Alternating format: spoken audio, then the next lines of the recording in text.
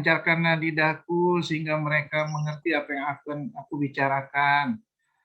Itu surat tadi, surat 20 ayat 25 sampai 28. Terus Robbana atina min ladunka rahmatan wa hayyi lana min amrina rasadan. Ya Allah, limpahkanlah rahmat dari sisimu. Ya Allah, sempurnakanlah petunjuk lurus.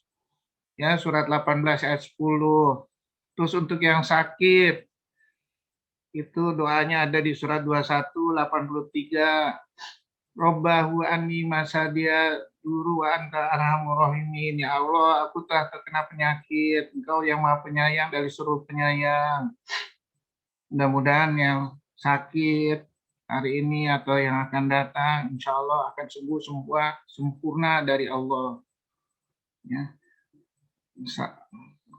Mari kita panjatkan puji dan syukur kehadirat Allah Subhanahu Wa Taala, berkat rahmat dan ridhonya kita bisa hadir di kajian subuh pada setiap Sabtu, dan marilah kita ucapkan salawat dan salam kepada junjungan kita Nabi besar Muhammad SAW. Berkat perjuangannya lah kita bisa hadir untuk merasakan nikmat iman, nikmat Al-Quran, nikmat sunnah yang telah diperjuangkan oleh sahabat dan Rasulullah dan beserta para sahabatnya. Kita tidak tahu kalau seandainya tanpa perjuangan mereka, hidup ini seperti apa sekarang ini. Dan kita tahu bahwa Al-Quran itu sangat hebat sekali, sangat dahsyat sekali. Ya, jadi rugilah orang yang tidak mempergunakan hidupnya dengan filosofi Al-Quran. Sangat rugi, sangat rugi. Ya, jadi kita beruntunglah. Ya, kita bisa insya Allah untuk yang akan datang bisa memperbaiki hidup kita dengan filosofinya Al-Quran. Karena Allah bilang, apabila kita mengerti Al-Quran, kita mengetahui Al-Quran atau Injil atau Taurat, kita tidak jalankan, itu sama aja seperti keledai membawa buku. Betapa rendahnya aku ngasih perumpamaan itu, surat 62 ayat 5. Ya, jadi jangan lupa, ya, apabila Al-Quran kita udah pakai di dalam hidup kita, jalankan. Itu yang terbaik. Apalagi kita bisa mengerti, mana yang hebatnya nih Al-Quran ini. Bagaimana membangkitkan imun tubuh kita sehingga hebat, sehingga terhindar dari penyakit. Atau penyakit itu ya dianggap terlalu kecil lah. Karena itu semua dari Allah. Ya. Oleh karena itu Allah bilang di surat Al-Baqarah 186. Alladzina idza asabatuhum musibah qala inna lillahi wa inna ilaihi raji'un. Itu semua dari Allah. Jadi kalau semua dari Allah, semuanya ini yang dari Allah yang telah mau bikin kita, yang mengasih rezeki pada kita, yang mengasih segala macam bagi kita, nggak ada rasa takut, gelisah. Surat Al-Baqarah 112. Itulah kehebatan orang-orang Muslim yang berfilosofi dengan filosofi Al-Quran. Ya, dan banyak lagi kehebatan maha dahsyat yang dihasilkan oleh Al-Quran. Ya, dia udah dokter ini, spesialis. Kehebatan. Tolong di ini ya. Di mute ya. Jadi kehebatan maha dahsyat dari Al-Quran itu kita bisa ini kan semua. Ya, kenapa maha dahsyat? Nah, ada beberapa kalimat yang kita harus artikan begitu dahsyatnya ya. Yuk. Terus selanjutnya, karena kalimat Al-Quran ini lain dari kalimat textbook yang lain. Itu langsung dari Allah yang dapat diterangkan dengan ilmu pengetahuan. Surat 7 ayat 52, surat 4 ayat 166 itu dari Allah. Kalau dari Allah yang mengetahui rahasia langit dan bumi, surat Al-Furqan ayat 6, dituliskan dengan banyak perumpamaan agar kita gampang untuk belajar. Surat 39 ayat 27. Ya. Kalau ragu itu dari Allah, silakan kamu buat satu surat. Silakan kamu bantah surat itu. Kumpulkan seluruh orang pintar yang ada di dunia ini. Bantah kalimat-kalimat Al-Quran itu. Kalau seandainya kamu pasti dan tidak mungkin untuk membantah itu, ya, takutlah akan api nerakaku. Surat Al-Baqarah ayat 24. Yang aku bikin api neraka itu dari manusia, apinya, dan dari batu. Dan disinggung lagi sama Allah dengan kalimat yang sangat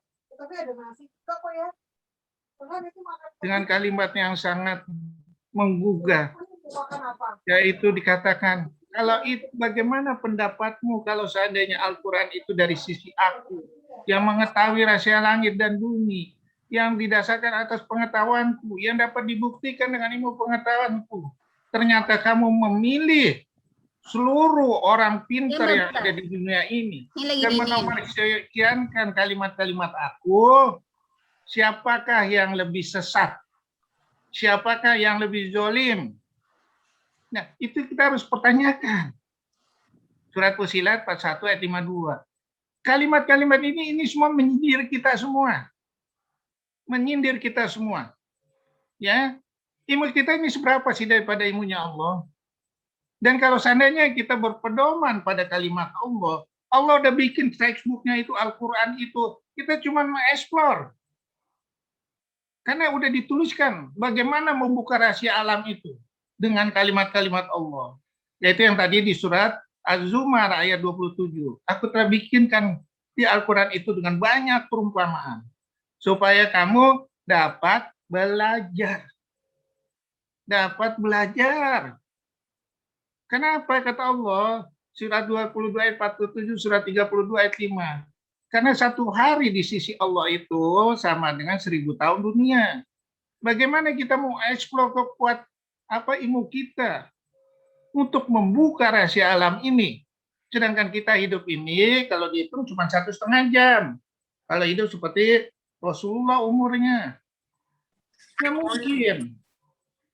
Sayang kalau kita nggak mengekspor dari maha dahsyat dari Al-Quran ini, yang butuh waktunya singkat sekali.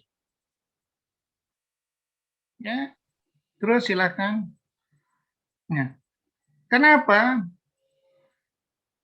Pemersatu umat Islam. Al-Quran itu pemersatu umat Islam. Kalau ada perselisihan semua segala macam, kembalikanlah ke Al-Quran hadis. Quran 4 ayat 59. Pertama kita ngikutin ulil amri, ngikutin Allah dan Rasul, baru ulil amri. Kalau ada perselisihan, kembalikanlah kepada Al-Quran dan hadis.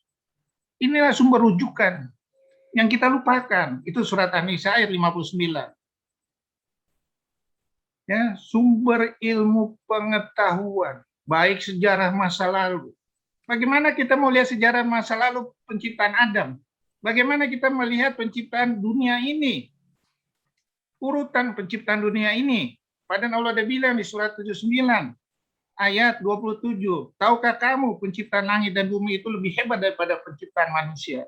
Yaitu yang pertama ciptakan apa? Langit dulu. Udah langit, baru diciptakan malam dan siang. Sesudah malam dan siang, itu surat 79 ayat 27 sampai seterusnya ya. Terus sudah malam dan siang, kemudian baru diciptakan, dihamparkan bumi. Udah gitu ini kan dari permukaan bumi itu air, supaya tumbuh tumbuhan. Udah tumbuh-tumbuhan baru gunungnya. Nah, itulah urutan penciptaan alam. Ya. Jadi nggak mungkin kalau seandainya malam dan siang itu diciptakan belakangan. Padahal itu penting untuk proses tumbuhan, untuk proses tumbuh daripada tumbuh-tumbuhan. Ya. Jadi itulah urutan. Bagaimana kita mempelajari itu? Bagaimana orang ahli mempelajari itu tanpa membuka dari kalimat Al-Quran? Falsafah hidup ada di situ. Bagaimana kita bergaul? Bagaimana kita dan segala hal itu dengan kalimat Al-Quran? Bagaimana kita menikah? Semuanya ada. Berbagai hikmah, kemuliaan, keteladanan, pesan-pesan luhur maha agung. Mengungkap rahasia alam. Kita bisa mengungkap rahasia alam. Meningkatkan keimanan dan ketakwaan. Membangun tatanan kehidupan damai, aman, adil, dan bermartabat. Kalau kita ngikutin manusia tanpa suatu pedoman kalimat Al-Quran, Allah udah bilang di surah 43 ayat 36, 37. Apabila kamu melupakan Al-Quran, akan aku jadikan setan sebagai teman karib kamu. Kamu berfilosofi dengan kalimat setan, sehingga kamu menganggap ya semuanya itu benar. Padahal nggak ada yang benar satupun. Terus surat 20 ayat 124, 126. Apabila kamu merupakan filosofi dari Al-Quran, akan aku hadirkan kamu dalam keadaan sempit, gelisah, takut. Kata Allah.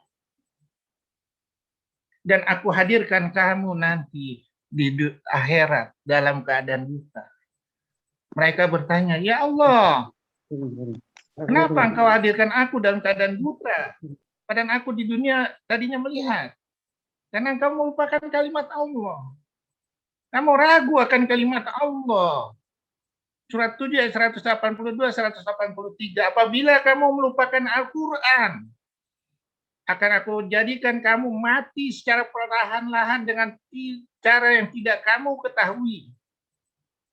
Segala hal, berfilosofilah dengan filosofi Al-Quran. Itulah kekuatan yang maha dahsyat dalam kita menghadapi bencana seperti COVID ini. Berfilosofilah dengan filosofi Al-Quran. Supaya kita nggak sempit, nggak dimatikan sama Allah secara perlahan-lahan dan rugi. Dan dihadirkan nanti dalam keadaan buta, nggak takut nanti. Berfilosofi dengan filosofi WHO, berfilosofi dengan filosofi orang-orang pinter. Pakai kalimat Al-Quran. Pakai sekali lagi kalimat Al-Quran, jangan dilupakan. Jangan sekali-kali dilupakan. Nyesel kita nanti. Karena Allah bilang di surat 6 ayat 116, apabila kamu mengikuti kebanyakan manusia, kamu akan tertipu. Karena yang dilakukan manusia itu hanya kebohongan dan penuh dugaan. Dan Allah sudah memperingatkan lagi di surat 23 ayat 71, apabila kebenaran mengikuti kebanyakan manusia, mengikuti kemauan manusia, kebenaran Al-Quran mengikuti kemauan manusia, hancur bumi beserta ininya, beserta isinya. Berapa banyak kita rugi, berapa triliun kita rugi dalam membahas suatu masalah. Pertanyaannya, apakah perlu seperti itu kita rugi-rugi? Untuk masa yang akan datang? Ya enggak lah. Oleh karena itu Allah bilang di surat 22 ayat 46. Apabila kamu gagal, lihatlah masa ke belakang. Perhatikanlah dengan akalmu, dengan pikiranmu. Ambillah itu, semua, saringlah itu. Kalau seandainya kamu tidak bisa, berarti hatimu yang buta. Boleh kita gagal dan menghadapi suatu masalah. Tapi kembalikan lagi kepada Al-Quran untuk membenarkan. Sehingga kita mendapatkan sesuatu yang maha dahsyat kehebatan dari Al-Quran. Yang mudah, yang murah, yang cepat penyelesaiannya. Ya. Makanya Allah bilang di surat 20 ayat 2. Ma'anzalna Qur'ana litasqa.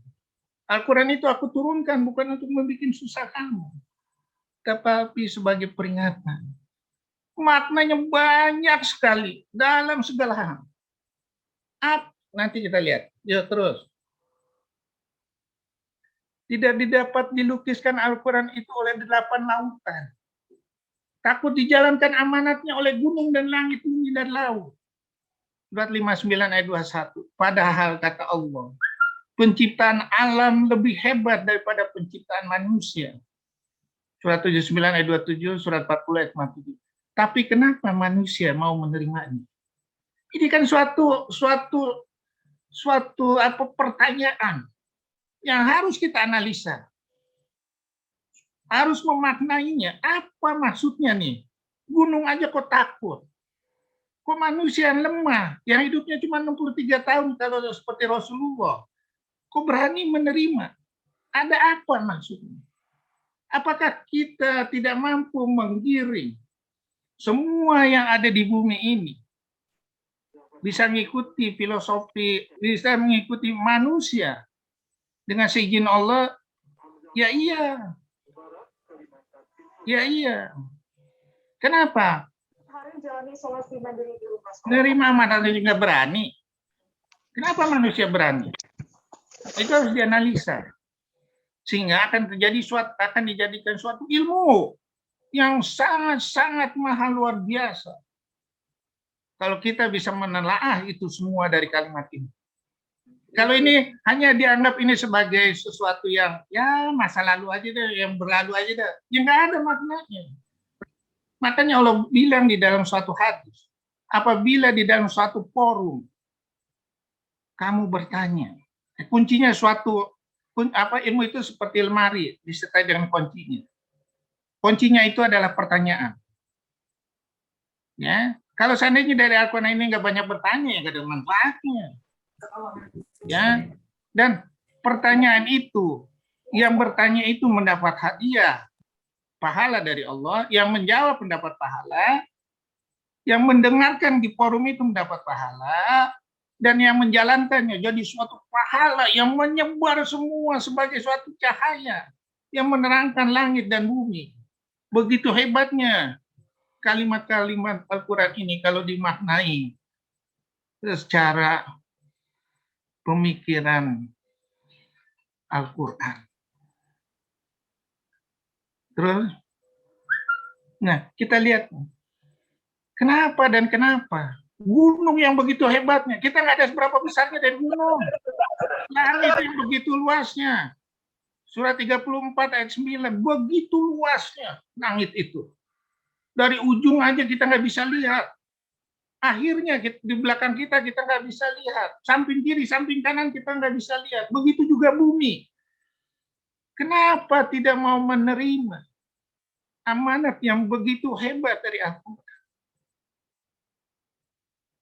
Kenapa dan kenapa? Laut yang begitu indahnya dengan serta isinya. Kenapa tidak mau menerima amanat Al-Quran? Kenapa dan kenapa?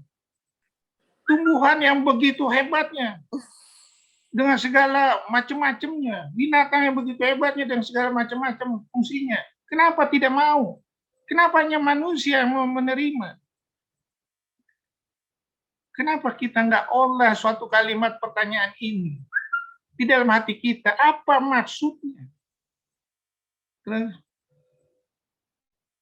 Apakah isi Al-Quran ini berisi bom sehingga bisa menghancurkan gunung dan bumi? Bisa menghancurkan lautan, bisa menimbulkan gelombang yang sangat luar biasa? Apakah berisi cahaya dengan energi tidak terhingga? Apakah kita bisa menundukkan semuanya? Apakah berisi sesuatu yang akan mempermalukan manusia? Makanya Allah bilang, manusia menerima amanat, sungguh manusia itu sangat zalim, sangat bodoh. Apakah bisa melihat masa depan kehancuran atau kesejahteraan yang tidak terhingga? Ya iya, semuanya. Bagaimana kita memaknai? Bagaimana mengatakan ini Al-Quran untuk mempunyai suatu kekuatan yang maha dahsyat? Ya kita kembalikan lagi seluruh pemikiran ilmu dunia ini dengan Al-Quran. Benar nggak? Benar nggak? Standarisasi dengan semua Al-Quran. Bukan Al-Quran ikuti standarisasi seluruh orang pintar di dunia ini. Nggak benar. Kalau begitu rusak. Dan Allah sudah mengingatkan di beberapa ayat. Surat Al-Baqarah 120. Apabila apa yang telah aku katakan kebenaran itu mengikuti manusia, aku berlepas tangan terhadap azab nantinya kamu nanti di akhirat. Jadi yang nggak bakal ditengok sama Allah. Bagaimana kita mau minta syafaat sama Allah? Kalau seandainya kita di dunia ini menomor sekian kan kalimat-kalimat Al-Quran. Bagaimana? Boro-boro kita minta syafaat sama Rasulullah, sama Allah. Ya Allah. Padahal kita ini dijanjikan sama Allah.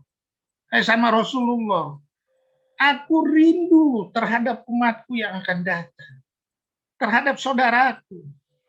Pada saat itu, sahabat-sahabat Rasulullah yang lain, pada waktu berjarak ke makam Uhud, ya Ali Uhud, aku sebentar lagi akan menyusul. Aku telah rindu terhadap saudara-saudaraku. Pada saat itu, sahabat terdekat Rasulullah yang hadir di saat itu, apakah aku ini bukan sahabatmu, bukan saudaramu ya Rasulullah? Tidak, kamu adalah sahabatku. Jadi yang mana yang disebut saudaramu ya Rasulullah? Yaitu yang menjalankan Al-Quran ini secara kafah, secara samina wa atona, seperti kamu saat ini. Itulah saudara-saudaraku. Bagaimana engkau nanti akan melihatnya ya Rasulullah? Cahayanya seperti cahaya matahari. Dari wudunya aku mengenal. Kenapa kita nggak rindu terhadap kalimat Allah ini? Kenapa kita tidak mencari suatu kalimat, suatu arti yang begitu hebat dari kalimat Al-Quran ini? Sehingga kita ditunggu oleh Rasulullah di Telaga Kausar. Ya terus. Nah, bayangkan kehebatan Al-Quran ini. Kalau seandainya mesin fingerprint ini dimaknai dulu, ya berapa banyak kita bisa mengolah menjadi rahmat dalam perjalanan hidup kita sehari-hari. Bagaimana kalau seandainya diselusuri kalimat-kalimat Al-Quran berupa komputer, surat Al-An'am ayat 6 ayat 59. Daun-daun yang berguguran di kegelapan malam, butir-butir benih dan pasir yang berterbangan dalam keadaan basah dan kering. Semuanya tercatat sempurna di Lauhul Mahfuz. Surat 41 ayat 47 di sini tuh bunga-bunga, daun-daun yang berbunga dan yang menghasilkan buah, semua tercatat sempurna di Lauhul Mahfuz. Wanita-wanita yang mengandung dan melahirkan sempurna atau tidak, segala macam dan kapan meninggalnya semua tercatat sempurna di Lauhul Mahfuz. Pemasuk data dari seandainya kita berbuat suatu perintah Allah atau melanggar perintah Allah, termasuk semua tercatat sempurna oleh malaikat-malaikatnya yang ada di kiri dan kanan. Ya, surat Kahf ayat 17-18. Chipnya nanti untuk berbicara pada saat Anda mengingkari seluruh perbuatan selama di dunia ini, udah ada chipnya di tubuh untuk berbicara. Tubuhmu sendiri menjadi saksi bagi kamu. Inilah yang diolah menjadi suatu computerized. Teknik memasukin data, teknik melihat masa depan. Ya, pertanyaannya, apakah pemasukan data yang dilakukan oleh manusia, apakah melalui komputer itu melihat masa depan melebihi hebatnya kalimat Al-Quran? Nggak ada. Coba masukin data dah, per menit, per detik, per hari. Emot semua komputer. Tapi Al-Quran mencatat sempurna. Padahal tahu nggak kamu, kalau bumi ini dilihat dari planet-planet lain, tidak ada sebesar pasir besarnya. Itu semua tercatat sempurna di dalam Lauhul Mahfuz. Ya, terus. Nah, ini kita lihat dari surat Al-Furqan 25 ayat 45 dibikin, yaitu melalui bayangan. Dengan penentunya sinar matahari, dibikin waktu per 24 jam. Dulu orang nggak bisa ngukur, akhirnya diukur melalui jam pasir. Kemudian sampai jam modern. Kemudian setelah bisa diukur waktu, akhirnya manusia yang tadinya mencoba untuk mengatur waktu, malah manusia diatur sama waktu. Oleh karena itu disebut apa? Time is money. Semuanya harus berproduksi. Semuanya harus menghasilkan money. Tapi tidak ada berproduksi untuk menghasilkan takwa. Berapa persen kita kalimat Allah kita baca dan kita praktekkan sehari-hari? Apakah money ini akan berguna, lebih bermanfaat daripada ini? Padahal Allah bilang di dalam Al-Quran. sebaik-baik bekal. Al-Baqarah ayat 197. Sebaik-baik bekal itu adalah takwa. Oleh karena itu, bertakwalah kamu, wahai orang yang mempunyai akal sehat. Biar aku aja. Ya, Al-Baqarah 197. Yang mempunyai akal sehat, bertakwa. Dan Allah bilang surat 4 ayat 9, janganlah kamu meninggalkan keturunan kamu dalam keadaan lemah. Lemah ini bukan arti katanya nggak ada harta, enggak. Seperlunya aja harta. Tapi tidak dalam keadaan takwa. Ya, sayang kita. Kalau nggak hati-hati kita mensiasati itu, hati-hati. Pegang kalimat 3 ayat 10 Al-Imran, yaitu hartamu, anak-anakmu, kalau nggak hati-hati bisa jadi bahan bakar api neraka. Jadi kita pergunakanlah waktu ini. Kita untuk mengatur dengan kalimat-kalimat Allah. Bacakanlah Al-Quran, bacakanlah Sunnah. Jadikanlah dia nanti syafaat yang bakal menolong kita nanti di akhirat. Bukan kita diatur sama waktu untuk mencari uang. Time is money. Ya Allah, ruginya kita. Ya. Oke, terus. Ya. Batas waktu hari ini juga sudah ditentukan. Malam dan siang. Surat 28 ayat 70-73. Cobalah bayangkan kata Allah, bagaimana seandainya kalau aku jadikan siang ini terus menerus sampai dunia ini kiamat. Atau malam terus menerus sampai dunia ini kiamat.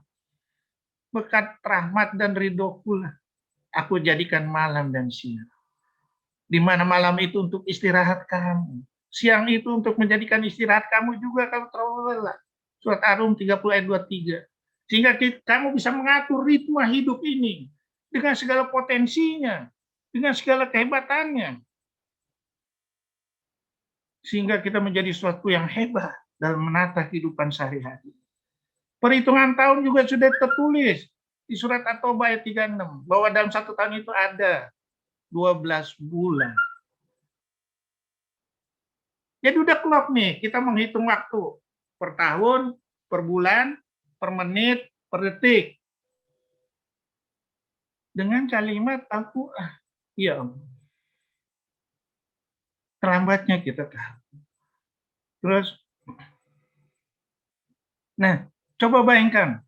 Di Al-Quran udah tertulis surat 28 ayat 38. Bangunlah, hai Haman, hai pembesar-pembesar. Bangunlah bangunan setinggi-tingginya supaya aku bisa lihat Tuhannya Musa. Ya. Akhirnya jadilah bangunan piramid. Belum tinggi nih bangunannya. Pertanyaannya, sekarang ini orang menganalisa. Kenapa ya bisa ya piramid itu dibangun dengan bangunan setinggi itu? Apa sih yang ada di dalamnya? Apa yang ininya? Segala macam. Akhirnya mereka nggak ketemu. Bagaimana proses terjadinya ini? Akhirnya mereka apa? Ada yang berteori dengan teori alien yang ikut campur dalam pembangunan piramid. Itulah kedangkalan manusia. Padahal di beberapa ahli berusaha mengetahui di dalam piramid itu ada apa aja. Jadi dia bikin robot kecil untuk menelusuri lorong-lorong yang ada piramid. Barulah ketemu maknanya. Begitu hebatnya orang dulu menciptakan semuanya itu. Karena dulu nggak ada apa-apa. Nggak ada secanggih ini. Pertanyaannya, akankah kita memerlukan perjalanan waktu yang begitu banyak untuk membuktikan masa-masa lalu tanpa berpedoman dengan Al-Quran? Berapa yang biaya yang harus kita libatkan? Berapa yang segala macam yang harus waktu yang kita harus buang percuma? Ini harus jadi pertanyaan kita. Sehingga kita nggak rugi waktu. Bayangkan kalau seandainya 30 tahun kita meneliti ini, atau 40 tahun meneliti ini. Padahal pada waktu itu adalah waktu-waktu yang produktif. Yang untuk menghafal Al-Quran, menghafal Sunnah. Kita pakai untuk meneliti ini. Kira-kira Banyak waktu terbuang. Tapi kira-kira waktunya itu akan nggak terbuang nggak kalau seandainya kita berfilosofi dengan filosofi Al-Quran? Bagaimana itu dari tanah yang dibakar, tanah lempung yang dibakar, bagaimana ngebentuk ininya segala macam? Boleh kita berimajinasi. Tapi berimajinasi sampai teori alien ikut campur, itulah kegagalan manusia. Kegagalan manusia yang waktunya terlalu dibuang dengan sia-sia. Terus, nah ini kita lihat dalam penanganan penyakit, khususnya di bidang saya, cancer. Orang berusaha membahas dengan berapa buku textbook. Sampai saya lihat di sini adalah sampai buku edisi 11. Coba bayangkan setiap diedit buku ini adalah dulu sekitar 4 tahun. Kalau 11 itu memerlukan waktu 40 tahun. Itu baru Davita aja nih, edisi Davita. Belum buku-buku yang lain. Kalau itu 40 tahun itu berapa ribuan profesor, berapa ribuan teks yang telah dihadirkan. Pertanyaannya cuma dijawab dengan satu kalimat Al-Quran. Tidak baca maju, tidak baca mundur kematian itu. Kalau udah tiba waktunya. Bahkan di surat 56 Al-Waqiah ayat 83. Kalau kamu tidak percaya bahwa kamu tidak ada yang ngatur, silakan kamu tahan tuh nyawa itu atau sampai tenggorokan. Yang selanjutnya, apabila nyawa itu udah lepas, silakan kamu balikan nyawa itu. Pertanyaannya, apakah dengan kemajuan komputer, kemajuan manusia yang bersatu padu untuk mengundurkan kematian ini akan bisa? Nggak bisa. Itu udah program Allah lorong waktu. Di surat Al-Hadid 57 ayat 22 23. Setiap musibah yang terjadi di dunia ini dan dirimu sendiri sudah tercatat di Lauhul Mahfuz sebelum bumi ini dibentuk 50.000 tahun. Tapi hati-hati. Kita mensiasatinya. Ya, di situ ada perintah dan larangan. Yang untuk melegalkan kita masuk neraka atau masuk surga, seperti melegalkan Nabi Adam untuk turun ke bumi. Hanya dengan satu cobaan berupa buah kuldi turun ke bumi. Mau nggak kita dilegalkan untuk memilih neraka? Karena kita berfilosofi dengan filosofi dunia, hati-hati. Kapan lagi kita mau memulai? Padahal Allah udah bilang di surat Luqman ayat 34. Apakah kamu tahu besok itu mitan? Apakah kamu tahu kamu mati di mana? Kalau nggak mau tahu, kapan kita mau mulai ini dengan kalimat Allah? Kapan kita mau memulai dengan kehidupan sehari-hari dengan sunnah Allah dan sunnah Rasul? Kapan dan kapan?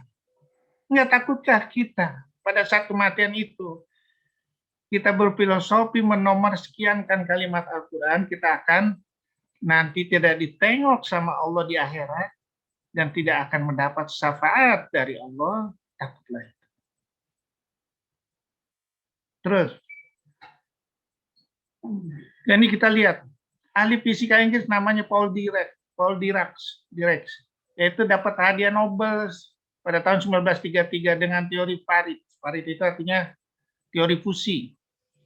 Ya, jadi dia gabungkan antara partikel negatif dengan partikel positif akan menghasilkan energi yang tidak terhingga.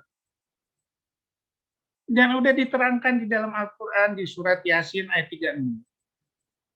Tidakkah kamu perhatikan bahwa aku menciptakan semua yang ada di bumi ini, semuanya yang di langit juga berpasang-pasangan, baik di manusia, baik di binatang, baik di alam ini yang tidak kamu ketahui.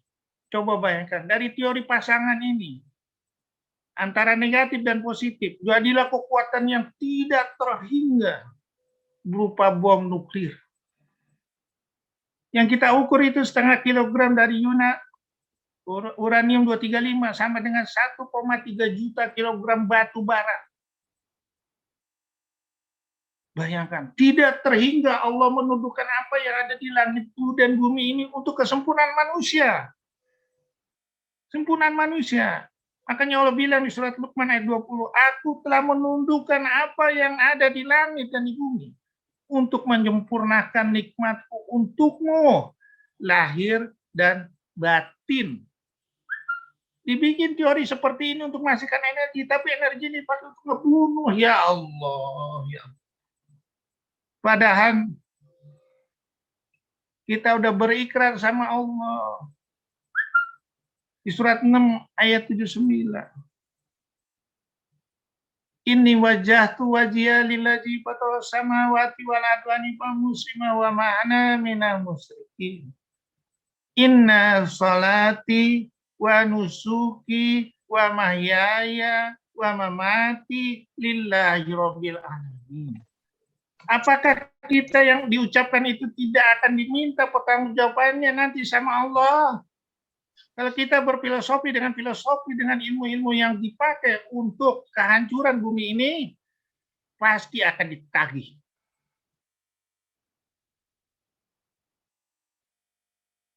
Oleh karena itu, kembalikan lagi. Semua itu untuk semata-mata beribadah kepada Allah. Wa ma khalaqtul jinna illa liya'budun. Wa ma khalaqtul jinna Met? Tidak aku ciptakan jin dan manusia semata-mata hanya untuk beribadah kepadaku. Surat 51 ayat 56. Ya, jadi pegang itu. Kita datang ke bumi ini hanya semata-mata untuk beribadah. Seluruh hidup kita harus semata-mata untuk Allah. Bukan untuk yang lain. Kapan kita memulainya itu? Kapan kita dengan memulainya itu kita bisa menggiring seluruh yang ada di bumi ini dengan seizin Allah. Atom yang sebegitu kecil aja kita maknai. Begitu hebatnya. Padahal orang ahli-ahli udah meneliti. Bagaimana atom yang ada di manusia? Atom yang ada di manusia itu banyaknya 7 kali 10 pangkat 27. Ini satu atom uranium aja bisa begitu hebat dijadikan bom, dijadikan energi. Bagaimana atom yang ada di tubuh kita yang 7 kali 10 pangkat 27? Apakah nggak begitu hebat dengan kalimat-kalimat Allah? Apakah itu bisa dibangkitkan dengan kalimat-kalimat zikir pada Allah?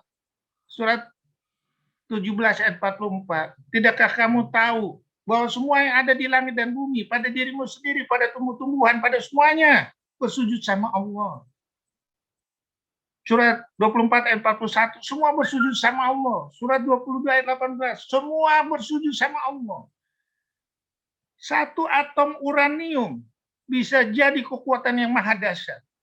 Bagaimana atom-atom yang di tubuh manusia yang besarnya 7 kali 10 pangkat 27? Apakah itu nggak menjadikan suatu yang hebat dengan kalimat-kalimat Allah?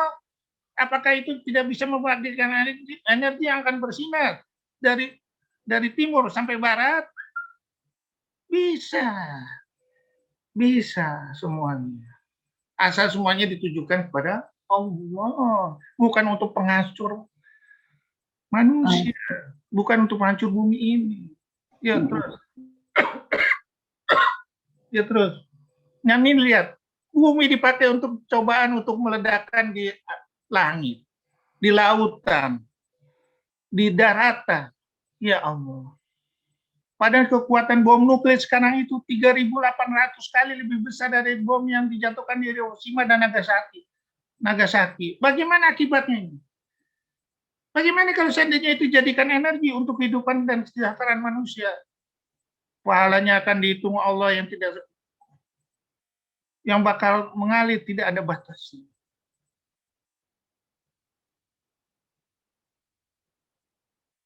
Ya terus. Nah, ini kita lihat burung ababil segala macam sudah diinikan sama Allah sebagai suatu rahasia untuk masa depan yang begitu ini tidak ternilai, tapi dipakai untuk membunuh manusia.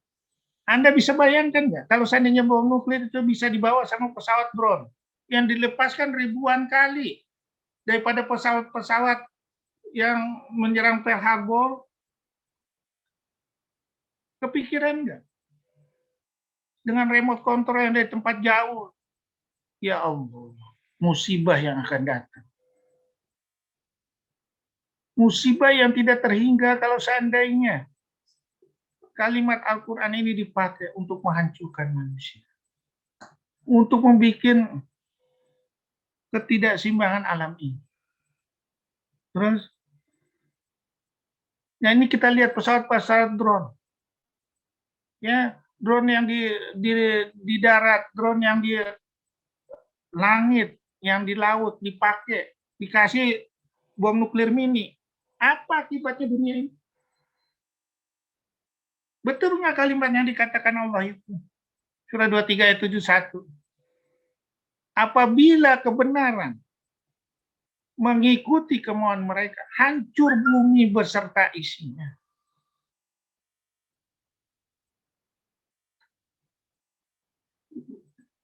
Kalau semuanya manusia berpikiran seperti ini tanpa pendamping kalimat Allah, bumi ini sudah hancur nggak tahu kapan. Terus, nah, tahu nggak Anda satu harga bom nuklir ini $1 triliun. Kalau misalnya penduduk bumi ini tahun 2019 itu 7,674 miliar, kira-kira ada nggak yang kelaparan? Kira-kira sejahtera semua nggak? Kalau dipakai untuk sejahtera manusia, bukan untuk menjadikan pembunuh. Apa sih yang ditakutkan harus membunuh manusia begitu banyak dengan teori-teori ini segala macam? Apakah kita yang kita raup berupa kekayaan yang kita kumpulkan dari penjualan ini semua bisa menyelamatkan kita di akhirat?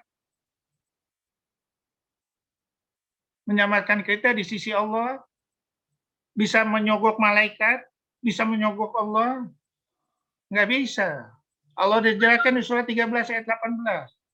Surat 5 ayat 36, 37. Surat 3 ayat 91. Apabila kamu mempunyai emas sebesar bumi, ditambah sebanyak itu lagi, kamu pakai untuk merubah nasib kamu. Nggak bisa. Jadi ngapain kita menumpuk-numpuk kekayaan?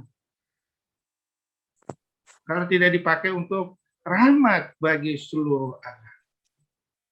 In huwa illa dzikru lil alamin. Surat 81 ayat 27, surat 38 ayat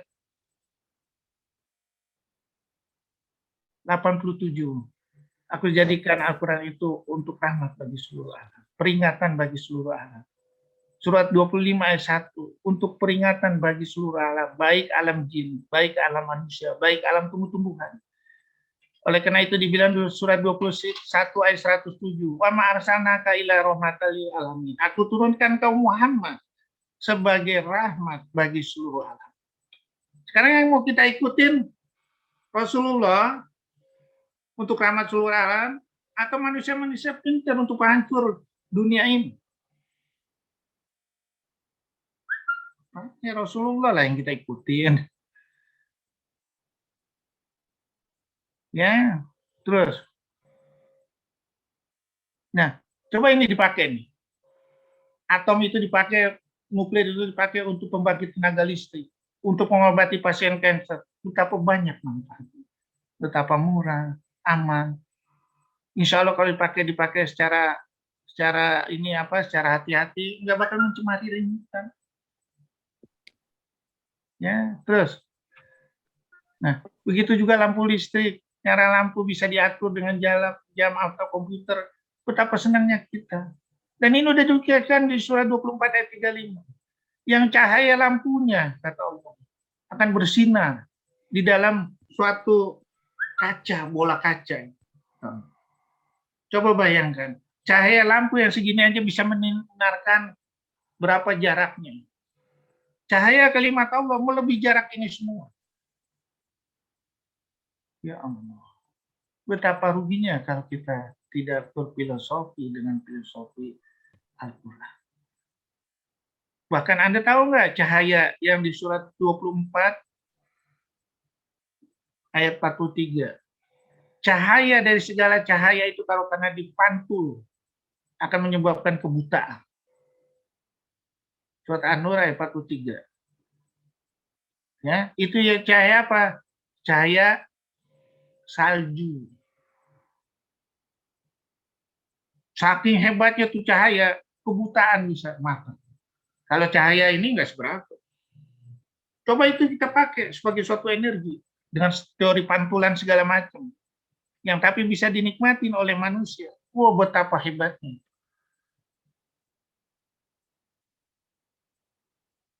Oke, terus hasil dari Al-Quran itu sebagai pisau bermata dua.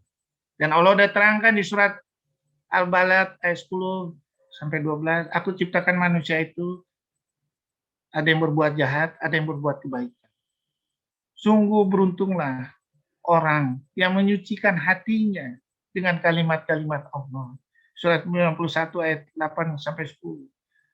Pemilihan semua itu tergantung manusia sendiri. Bersyukur dengan kalimat Allah untuk menunjukkan suatu kebaikan yang disebut dengan teori simbiosis mutualisme, atau untuk diri sendiri. Silakan. Padahal Allah udah bilang, ya, surat 8 ayat 53, surat 13 ayat 11, aku tidak merubah nikmat yang aku telah berikan kepadamu kecuali dirimu sendiri yang merubah. Apabila kamu memberikan kebaikan itu, kata Allah, surat 17 ayat 7, ini asantum yang kusikum ini asantum pala. Untuk dirimu sendiri. Dan aku kebajikan itu di hadapan Allah akan aku lipat gandakan. 1 jadi 7, 7 jadi 100, jadi 700. Surat Al-Baqarah 261. Dan itulah yang dikenal sebagai namanya teori aksi dan reaksi Newton 3, atau teori simbiosis mutualisme. Karena Allah bilang surat 43 ayat 32, aku menjadikan yang satu itu lebih daripada yang lain, supaya kamu bisa saling memanfaatkan. Bisa saling memanfaatkan. Itulah yang namanya teori simbiosis mutualisme. Pertanyaannya, apakah teori simbiosis mutualisme itu nggak mencetak, nggak plagiat dari hukum Al-Quran? Berapakah hebatnya teori simbiosis mutualisme atau teori aksi reaksi Newton yang diciptakan oleh manusia dibandingkan teori itu semua yang diciptakan Al-Quran? Lebih hebat, lebih luar biasa dari prinsip Al-Quran daripada prinsip manusia. Terus, bagaimana seandainya kemajuan itu digunakan sesuai dengan tujuan rahmat seluruh alam? Digunakan sesuai penciptaan manusia, tujuan penciptaan manusia. Wa ma khalaqtul jinna wal insana illa liya'budun. Aku ciptakan jin manusia semata-mata untuk beribadah kepada aku. Digunakan sesuai janji suatu sholat. Digunakan dan dikekang nafsu yang hanya dipakai untuk yang diridhoi Allah. Surat 12 ayat 53. Katakanlah Muhammad, sesungguhnya hawa nafsu itu akan membawa kepada kemaksiatan, kecuali hawa nafsu yang diridhoi Allah. Kapankah kita akan menuju menggiring seluruh panca indera kita untuk menuju nafsu yang diridhoi Allah? Kalau seandainya itu kita berfilosofi itu akan menjadi suatu kekuatan yang maha dahsyat. Melebihi dahsyatnya bom atom. Melebihi dahsyatnya semua ciptaan-ciptaan manusia. Tidak salahlah yang dikatakan di surat 21 ayat 17, wa ma arsalnaka illa rahmatan lil alamin. Aku menciptakan manusia, aku mendatangkan kaum Muhammad sebagai rahmat bagi seluruh alam. Terus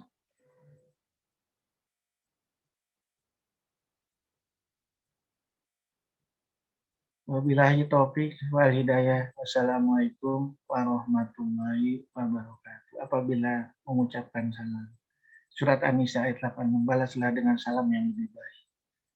Waalaikumsalam warahmatullahi wabarakatuh. Ada yang mau bertanya? Di sini ada dari chatting ini, apakah gen diturunkan? Ya, Hendra ya. Itu udah ada semua di Al-Quran. Ya, surat 17 ayat 84. Itu setiap manusia itu membawa sifatnya masing-masing. Sifat masing-masing itu dari keturunannya atau apa segala macam, tentu itu diterjemahkan begitu ya boleh. Tapi orang berusaha untuk memperoleh rezeki dari situ, dia berusaha untuk mencari. Misalnya di payudara mencari gen namanya gen Brakawan Brakatu. Pertanyaannya, dari kita udah mengeluarkan pemeriksaan gen Brakawan Brakatu itu seharga 15 sampai 20 juta, akhirnya kita ditakutin. Oh, ini kamu ada bakat keturunan.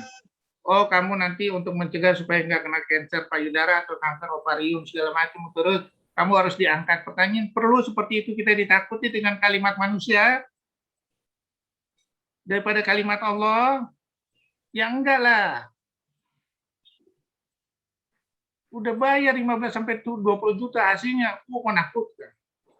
Buat apa? Mending kan disedekahin.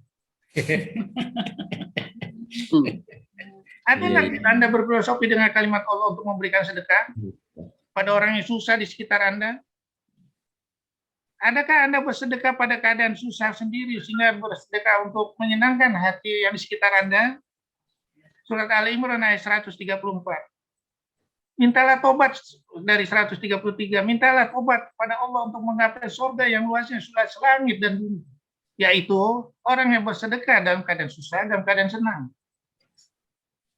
Jadi nggak usah takut hidup ini, kembalikan lagi filosofi Allah. Semua itu akan terjadi yang udah diprogram Allah. Dan semua orang tidak bakal bisa mencegah programnya Allah. Ada gambar kecuali seizin Allah.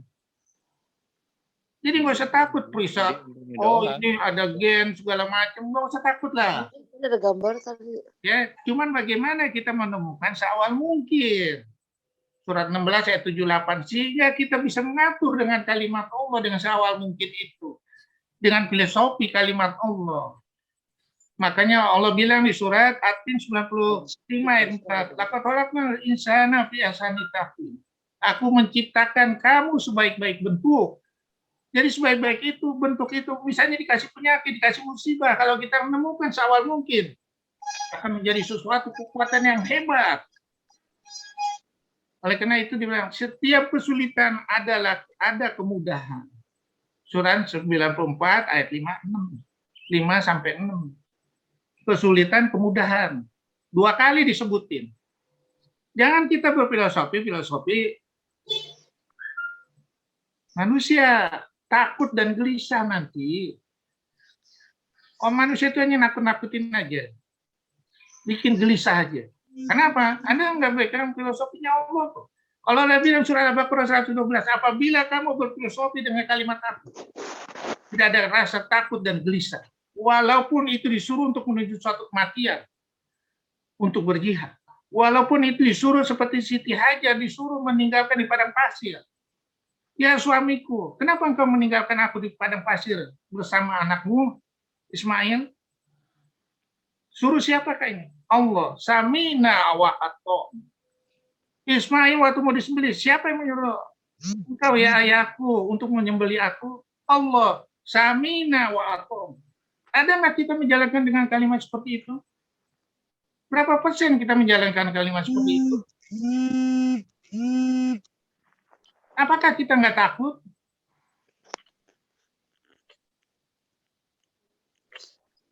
Di sini ada pertanyaan, adakah makna kita bisa untuk mencegah kanker payudara, kanker segala macam? Nggak bisa, deh. Itu hanya teori dunia, deh. Ya, karena Anda udah diprogram sama Allah. Program itu hanya bisa disiasati satu dengan kalimat Allah. Bagaimana menemukan itu stadium awal? Yaitu melalui tadi 16:8. Pergunakanlah panca indera kamu sehingga kamu bersyukur. Nggak ada yang bisa, deh. Anda baca seluruh textbook yang ada di dunia ini. Misalnya Anda Brakawan Brakatu pada kanker payudara. Ya, hanya bisa mencegah 80%. Apabila diangkat payudaranya sebelum ada kanker. Terus ditambah dengan diangkat ovariumnya sebagai penyebab kanker cuma nambah 5%, jadi 85%. Pertanyaannya, maukah Anda sebelum itu digunakan untuk suami Anda, tetenya hilang, ovariumnya hilang, jadi menopause dini? Apakah itu yang Anda pilih? Hanya karena ditakut-takutin. Yang 80-85% kalau kita mau bertanya dengan akal kita, apakah yang disajikan data statistik itu karena proses pengangkatan itu 80% nggak tumbuh, atau memang nggak tumbuh? Kalau nggak tumbuh, sayang banget hilang. Sekalian aja bikin gen yang namanya gen tsunami. Orang yang mati tsunami di Aceh digali lagi kuburannya, dibikin namanya gen TS tsunami. Mati nggak gue dalam keadaan tsunami nanti? Atau gen perang dunia kedua, digali tuh kuburan perang dunia kedua, ada nggak gennya? Kita bakal merasakan nggak gen perang dunia ketiga? Kalau bakal merasakan, kita bikin bunker yang harganya 400 miliar atau 1 triliun. Pertanyaannya, perlu nggak? Ya enggak lah, itu hanya orang-orang materialis yang takut dengan kematian. Yang menyangkal bahwa kematian itu ini segala macam, bisa dirubah. Nggak bisa. Nggak bisa. Kita hanya berteori, namanya teori kambing hitam. Oh, kanker itu karena makanan. Padahal Allah bilang di surat 7 ayat 31, surat 5 ayat 87. Makanlah, tapi tidak boleh berlebih. Surat 5 ayat 87, jangan kamu mengatakan yang halal jadi haram, tapi tidak boleh berlebih. Asal halal dan baik, ya Allah udah bilang, surat Al-Baqarah 168, 172, makanlah dengan dari hasil bumi yang halal dan baik. Kamu giring dengan doa waktu makan itu, ya Allah, yang memproses ini jadi protein untuk imun saya, yang memproses jadi protein untuk mata saya, seluruh yang ada di badan ini. Engkau ya Allah, jadikanlah ini kesehatan imun saya sebagai daya imun untuk menangkal COVID ini. Anda nggak yakin? Kalau nggak yakin, ya Allah. Pertanyaannya, takutnya Anda harus syahadat lagi. Ya. Ada lagi, ini chattingnya mana lagi? Ada yang mau bertanya, silakan melalui. Silakan kalau ada yang mau bertanya langsung, Bapak Ibu. Melalui bicara aja sini. Itu Ustadz, dokter, itu pertanyaan saya itu. Apakah manusia terjebak dalam dialog dengan Sang Khalik pada saat penciptaannya? Karena tadi kan makhluk-makhluk lain kan tidak sanggup menerima amanat daripada Allah tadi. Tapi manusia kok menerima, apakah dia terjebak dalam dialog itu, Dok? Terima kasih. Kalau Anda baca di surat 7 ayat 172, waktu roh itu dimasukkan ya ke jasad, dibilang alastu bi rabbikum. Benarkah aku ini Tuhanmu? Di situlah kita udah diajar bagaimana cara berpikir, bagaimana cara mengingat, bagaimana kita berjanji. Iya benar ya Allah, Engkau adalah Tuhan. 7 ayat 172. Ya, kita udah berdialog sama Allah, cuma kita nggak sadar. Waktu dari janin itu udah ada dialog sama Allah. Terus pada waktu kita mau lahir ke bumi ini, di surat Al-Insan 76 ayat 1 sampai 2. Ingatlah pada waktu itu kamu belum terbentuk. Kamu saya ciptakan dari air mani yang bercampur. Kamu saya kasih datang ke dunia ini dengan perintah dan larangan. Oleh karena itu kamu saya kasih pendengaran, penglihatan. Dan hati.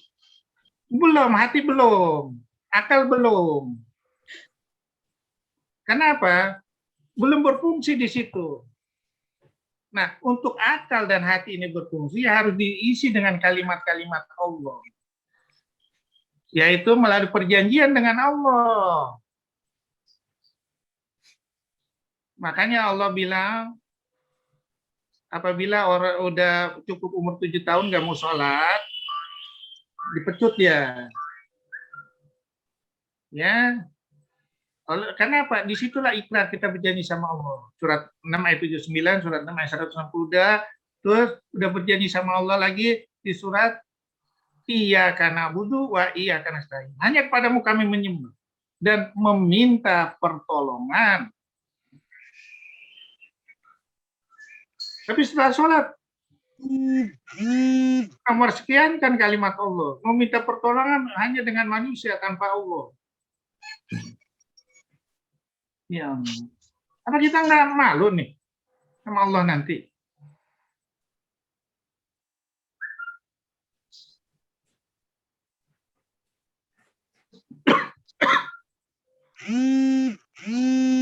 Di sini ada ya, bagaimana Al-Quran menjelaskan mekanisme fungsi otak kita. Ya, fungsi otak pembohong itu udah ada di surat Al-Iqra 96 ayat 10. Yaitu 10 atau 15 tuh. Di situ tertulis otak yang pendusta dan otak yang selalu ingkar itu yang ada di ubun-ubun. Orang meneliti. Ya, orang meneliti. Di manakah ubun-ubun itu? Itulah yang akan diminta nanti pertanggungjawaban sama Allah, yang selalu ingkar. Ya.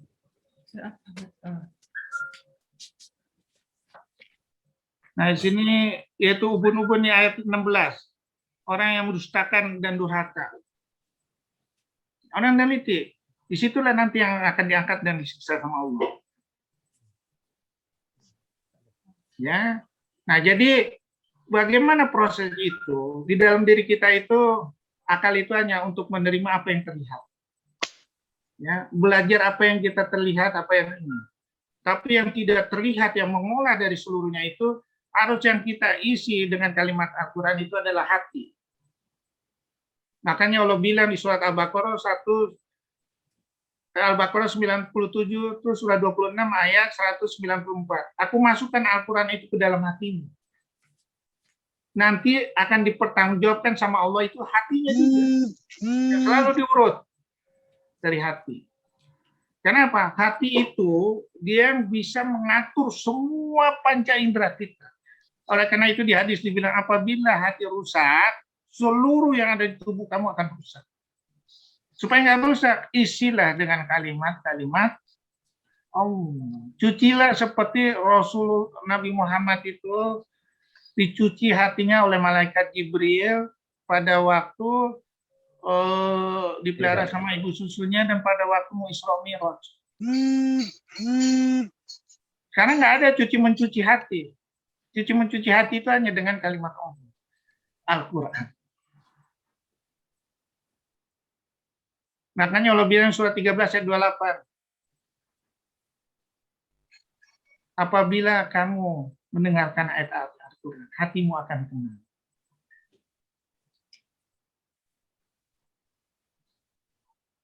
Alladzina amanu wa tatma'innu qulubuhum bi dzikrillah. Ala bi dzikrillah tatma'innu qulub.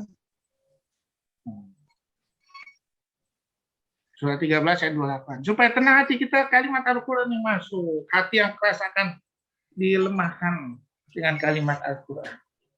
Ada lagi mau bertanya?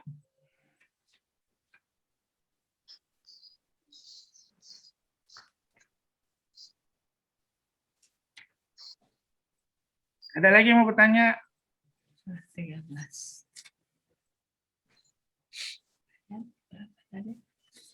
Ayo silakan. Tanya sepuasnya.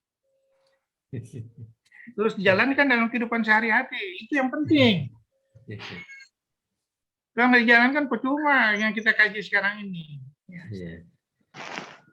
Nanti kita dibilang seperti keledai membawa buku.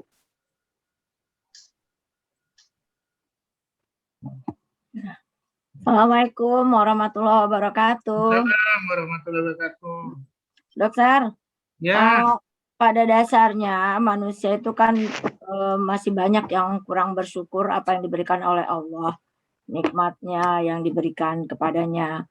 Terus bahkan kadang tidak mengindahkan apa yang disampaikan di dalam Al-Quran. Bahkan kadang manusia itu sering berputus asa, baru diberikan sedikit ujian, misalnya ya kalau bagi bagi kita yang pernah diuji dengan sakit kanker, kemudian mungkin dengan hal-hal yang lain ujiannya, terus mereka berputus asa. Padahal di dalam Al-Quran, dalam surat Az-Zumar itu ayat 53-54 itu kita dilarang berputus asa. Nah, Bener menurut nggak sih? pandangan Punya- dokter, manusia yang Punya seperti headset. ini dari segi secara fisikis itu seperti apa atau bagaimana? Punya headset nggak? Terima kasih, Dok. Assalamualaikum warahmatullahi wabarakatuh. Salam. Suara saya masih kedengaran kan? Masih? Ini ada di surat 70 ayat 19. Innal insana khuliqa haluan. Sungguh manusia itu diciptakan sifat suka mengeluh. Ijaz masahu saru jajuan. Wa ija masahu khairu manuan. Apabila dia ditimpa kesusahan, dia berkeluh kesah. Dan apabila mendapat kebaikan, harta dia jadi kikir. Kembali lagi kita dikembalikan kepada tujuan penciptaan manusia. Hanya semata-mata beribadah. Yang diuji, yang kita itu diuji sama Allah. Alladzina ija asobatu musibah qalu inna lillahi wa inna ilaihi raji'un. Ya. Dan Allah bilang ujian yang terberat itu bukan berupa musibah. Yang di ujian terberat itu yang diragukan sama Rasulullah itu ada ujian kesenangan. Begitu kita diuji kesenangan, dia ngaku-ngaku surat 28 ayat 78, surat 39 ayat 49, 50. Di situ dibilang, ya, apabila kamu disimpa kesusahan, kamu berkata, berdoa sama Allah, pagi, siang, malam. Begitu dikasih kesenangan, dia bilang, oh, kaya karena kepintaran saya. Padahal itu adalah ujian. Kalau kamu seperti itu terus, hilang amal ibadahmu. Apa yang telah kamu kerjakan. Takutnya kita tuh ngaku-ngakuin. Sama seperti ngakuin Korun itu saya kaya karena kepintaran saya. Ya, oleh karena itu minta sama Allah, kembalikan lagi seluruh panca indera ini dengan kalimat-kalimat Allah. Latihlah menuju kalimat Allah, filosofinya Allah, dan berdoalah seperti tadi yang dibilang 39 ayat 53, wahai jiwa yang telah menzalimi diri sendiri, janganlah kamu berputus asa terhadap rahmat Allah. Allah akan mengampunkan dosa yang telah kamu perbuat sebelumnya, kecuali surat 4 ayat 18. Nyawa itu udah sampai di tenggorokan. Seperti seperti Firaun itu minta pada waktu dia tenggelam itu dia baru bertobat, surat 10 ayat 91. Oh, udah nggak bisa. Udah nggak bisa. Nah,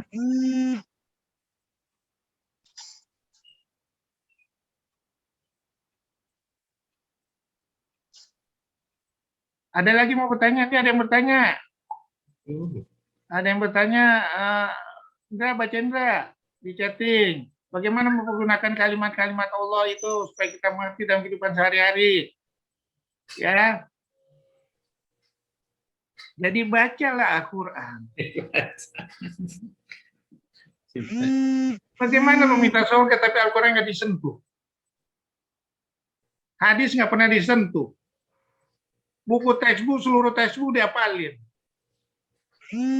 Apa nggak malu kita sama Allah? Buku textbook yang tebal-tebal dipakai untuk kehidupan sehari-hari, untuk cari duit segala macam. Tapi Al-Quran nggak dipakai untuk kehidupan hari-hari, untuk rahmat bagi seluruh alam. Ini mana yang benar nih? Kadang Allah bilang di surat 7 ayat 96, surat 5 ayat 6. Apabila kamu mempergunakan Al-Quran itu untuk kehidupan kamu sehari-hari, aku yang kucurkan dari langit dan bumi. Tapi kamu memilih yang lebih rendah daripada itu. Karena kita baca buku textbook. Siang dan malam, apalagi kita mau ujian. Wah, nggak tidur pun mau. Mau nggak tidur pun. Untuk mendapat brevet selembar kertas. Ya Allah. Malu nggak kita? Brevet dari Allah nggak diuber tuh. Sampai begadang-begadang nggak mau. Bahkan Allah bilang di surat 9 ayat 24, apabila hartamu, seluruh kegiatan hidupmu itu kamu lebih utamakan daripada Allah dan Rasulnya, tunggu ajab aku. Nah sekarang kita kaji-kaji nih.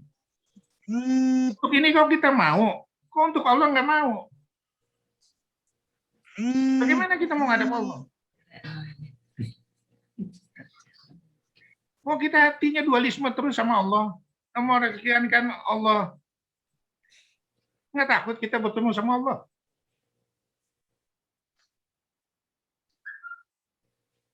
Ya. Ada yang mau bertanya lagi? Ini ada nih dok, Apa? di semua yang terjadi dalam hidup kita sudah Allah tuliskan dalam takdir kita, semua diterapkan, termasuk usia kita. Nah, apabila dalam menyikapi kondisi saat ini, pemerintah mengimbau vaksin sebagai pencegahan, memang tidak perlu atau gimana dok? Apakah dalam Quran menjelaskan tentang hal tersebut? Terima kasih sebelumnya. Ini terkait kondisi sekarang dok ya? Nah, Ya dok. maka Anda ngertiin di surat 22 ayat 46. Cobalah kamu berjalan ke belakang. Perhatikanlah dengan akal kamu, dengan pikiran kamu, segala macam. Kemudian ambillah suatu kesimpulan. Kalau nggak bisa ngambil kesimpulan, berarti matamu, hatimu yang buta, bukan akal kamu. Nah, sekarang kita analisa. Betulkah dari mulai 2 tahun yang lalu, apa yang diprogramkan dengan segala orang-orang pintar yang ada di dunia ini dalam menangani COVID ini, tapi kenapa menjadi berlangsung terus sampai sekarang? Adakah sesuatu yang salah? Ya dong, kita harus analisa dong. Al-Quran udah bilang dong analisanya seperti itu. Coba saya bacain dah. Surah 22 ayat 6. 28 ayat 6. 22 ayat 46. 22. Nih, saya bacain aja dah. Tidak pernahkah mereka berjalan di bumi sehingga hati akal mereka dapat memahami, telinga mereka dapat mendengar. Sebenarnya bukan mereka itu dah hati yang dalam dada. Kita analisa. Malu nggak orang pintar yang ada di dunia ini sekarang ini menangani COVID 2 tahun nggak hilang-hilang, padahal pada zaman Rasulullah tahun itu cuma 2 minggu hilangnya. Malu nggak?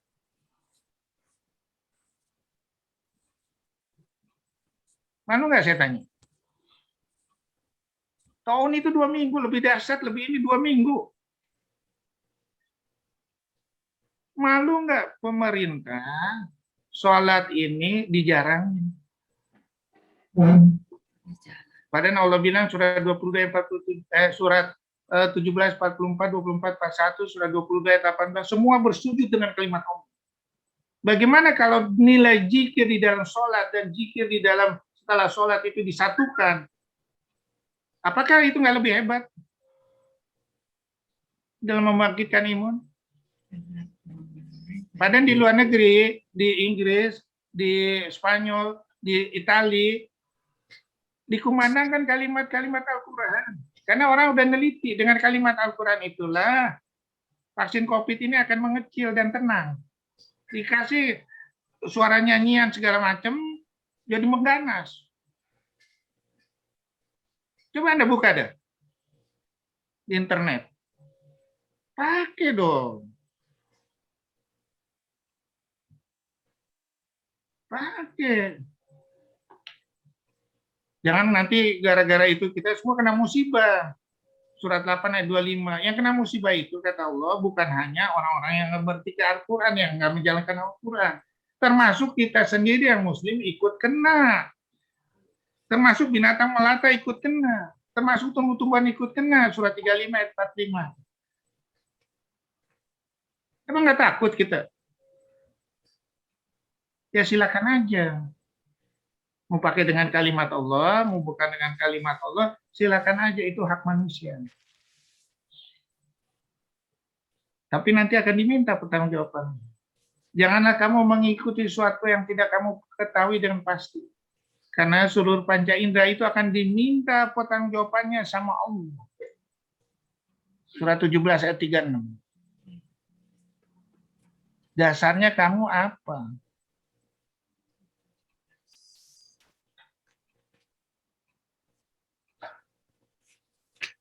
Ya, oke. Ada yang mau bertanya lagi? Dan kalimat COVID itu nggak bakal mati seperti matinya orang berjihad. Nggak bakal mati seperti suruhan Allah terhadap Siti Hajar. Nggak akan mati seperti matinya kemungkinan meninggalnya Nabi Ismail waktu disembelih. Kenapa kita harus takut?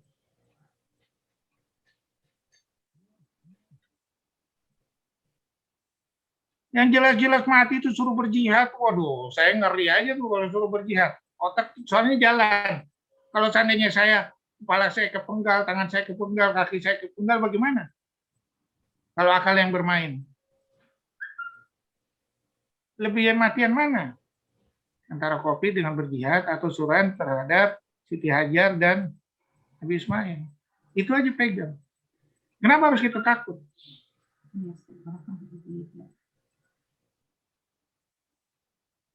Ya, itu harus dicamkan kalimat-kalimat itu. Vaksin ya, vaksin tetap jalan. Oke, ada lagi? Oke, kalau nggak ada, udah 6:30 lewat. Kita sudahkan. Jazakumullah khairan katsiran. Assalamualaikum warahmatullahi wabarakatuh. Mudah-mudahan Waalaikumsalam. Waalaikumsalam warahmatullahi wabarakatuh. Terima kasih, Dok. Terima kasih. Makasih Pak. Dokter Dok, Kurnia. sehat-sehat, Dok. Terima kasih, Dok.